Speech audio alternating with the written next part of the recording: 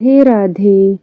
और अब हम श्रीमद् भागवत महापुराण का चौथा अध्याय पढ़ते हैं। महर्षि व्यास का असंतोष। व्यास जी कहते हैं, उस दीर्घकालीन सत्र में सम्मिलित हुए मुनियों में विद्या वयोवृद्ध कुलपति ऋग्वेदी शौनक जी ने सूत जी को पूर्वोक्त बात सुनकर उनकी प्रशंसा की और कहा। शौनक जी बोले, सूत जी, आप वक्ताओं में श्रेष्ठ हैं तथा बड़े ही भाग्यशाली हैं।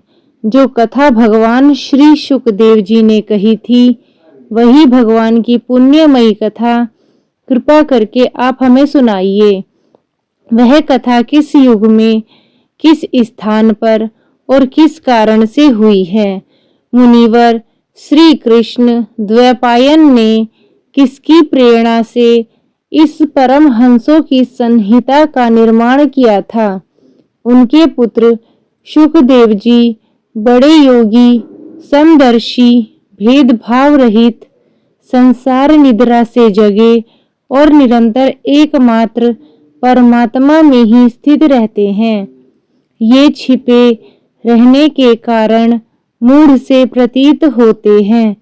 व्यास जी जब सन्यास के लिए वन की ओर जाते हुए अपने पुत्र का पीछा कर रहे थे, उस समय जल में स्नान करने वाली स्त्रियों ने नंगे शुकदेव जी को देखकर तो वस्त्र धारण नहीं किया, परंतु वस्त्र पहने हुए व्यास जी को देखकर लज्जा से कपड़े पहन लिए थे।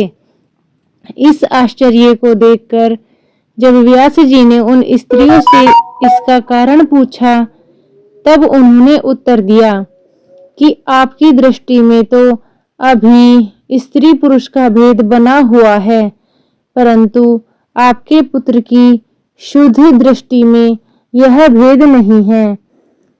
करुणाजल देश में पहुंचकर हस्तिनापुर में वे पागल, गूंगे और जड़ के समान विचरते होंगे।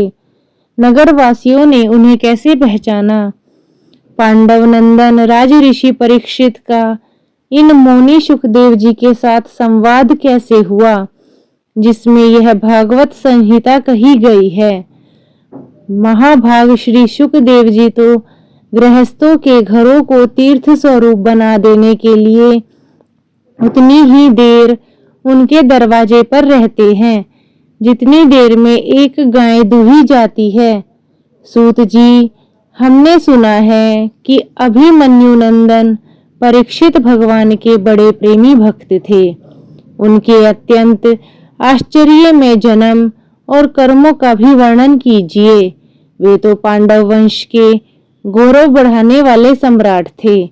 वे भला किस कारण से साम्राज्य लक्ष्मी का परित्याग करके गंगा तट पर मृत्यु पर्यंत अनशन का व्रत लेकर बैठे थे? शत्रुगण अपने भले के लिए बहुत सा धन लाकर उनके चरण रखने की चौकी को नमस्कार करते थे। वे एक वीर युवक थे। उन्होंने उस दुरत्यज लक्ष्मी को अपने प्राणों के साथ भला क्यों त्याग देने की इच्छा की? जिन लोगों के जीवन भगवान के आश्रित हैं, वे तो संसार के परम कल्याण, अभ्युदय और समृद्धि के लिए ही जीवन धारण करते हैं। उसमें उनका अपना कोई स्वार्थ नहीं होता। उनका शरीर तो दूसरों के हित के लिए था। उन्होंने विरक्त होकर उसका परित्याग क्यों किया? वेदवाणी छोड़कर अन्य समस्त शास्त्रों के आप पारदर्शी विद्वान हैं। सूत जी, इसलिए इस समय जो कुछ हमने आपसे पूछा है, वह सब कृपा करके हमें कहिए। सूत जी ने कहा, इस वर्तमान चतुर्युगी के तीसरे युग द्वापर में महर्षि पराशर के द्वारा वसु कन्या सत्यवती के गर्भ से भगवान के कला अवतार योगी राज व्यास जी का जन्म हुआ। एक दिन वे सूर्योदय के समय सरस्वती के पवित्र जल में स्नान आदि करके एकांत पवित्र स्थान पर बैठे हुए थे। महर्षि भूत और भविष्य को जानते थे। उनकी दृष्टि अचूक थी। उन्होंने देखा कि जिसको लोग जान नहीं पाते, ऐसे समय के फेर से प्रत्येक युग में धर्म संकरता और उसके प्रभाव से भौतिक वस्तुओं की भी शक्ति का ह्रास होता रहता है। संसार के लोग श्रद्धाहीन और शक्ति रहित हो जाते हैं। उनकी बुद्धि कर्तव्य का ठीक ठीक निर्णय नहीं कर पाती और आयु भी कम हो जाती है। लोगों की इस भाग्यहीनता को देखकर उन मुनीश्वर ने अपनी दिव्य दृष्टि से समस्त वर्णों और आश्रमों का हित कैसे हो सकता है, इस बात पर विचार किया। उन्होंने सोचा कि वेदोक्त चातुर्होत्र कर्म लोगों का हृदय शुद्ध करने वाला है। इस दृष्टि से यज्ञों का विस्तार करने के लिए उन्होंने एक ही वेद के 4 विभाग कर दिए। व्यास जी के द्वारा ऋग्वेद, यजुर्वेद, सामवेद और अथर्ववेद, इन 4 वेदों का उद्धार पृथक्करण हुआ। इतिहास और पुराणों को 5वां वेद कहा जाता है। उनमें से ऋग्वेद के पैल समागान के विद्वान जैमिनी और यजुर्वेद के एकमात्र स्नातक वैशंपायन हुए। अथर्ववेद में प्रवीण हुए दरुण नंदन सुमंतु मुनि। इतिहास और पुराणों के स्नातक मेरे पिता रोमहर्षण थे। इन पूर्वोक्त ऋषियों ने अपनी अपनी शाखा को और भी अनेक भागों में विभक्त कर दिया। इस प्रकार शिष्य, प्रशिष्य और उनके शिष्यों द्वारा वेदों की बहुत सी शाखाएं बन गई। कम समझ वाले पुरुषों पर कृपा करके भगवान वेद व्यास ने इसलिए ऐसा विभाग कर दिया कि जिन लोगों को स्मरण शक्ति नहीं है या कम है, वे भी वेदों को धारण कर सकें।